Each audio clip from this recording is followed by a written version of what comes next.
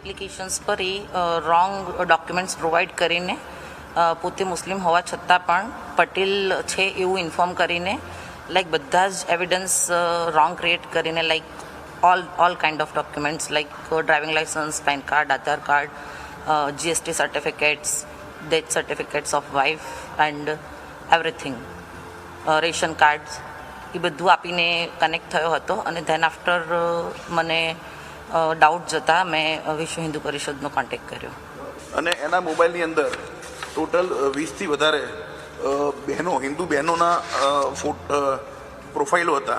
જ્યારે એ ચેક કરવામાં આવ્યું ત્યારે 8,000થી વધારે આપત્તિજનક બહેનો સાથેના ફોટા અને વિડીયો એની અંદર હતા. તો એના પછી જ્યારે બીજી વધારે ઊંડાણપૂર્વક એની અંદર મોબાઈલ નંબર ચેક કરવામાં આવ્યો ત્યારે એવા દરેક જે પ્રોફાઇલ જે છે જે બહેનો સાથેના જે શારીરિક સંબંધ બંધાયા હતા બધાને એને બ્લેકમેલ કરેલા હતા.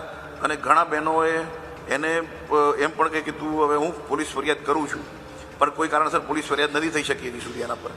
એટલે આ એક બહુ મોટી તપાસની વિષય છે. અને જીવનસાથી.com જેવી જે સંસ્થાઓ છે કે જે કોઈપણ પ્રકારનું વેરિફિકેશન કર્યા વગર આવી રીતે કોઈપણનો ભવિષ્ય સાથે ચેડા કરે છે તો એનો પણ અમારો વિરોધ છે. અને અમે એને બી ચેતવણી આપીએ છીએ કે કોઈ પણ તમે પ્રોફાઇલ વેરીફાઈ કર્યા વગર આવી રીતે કોઈ પણને તમે હિન્દુ બહેનને ફસાઈ દેશો તો બજરંગ દળ અમે સહન નહીં કરી શકીએ.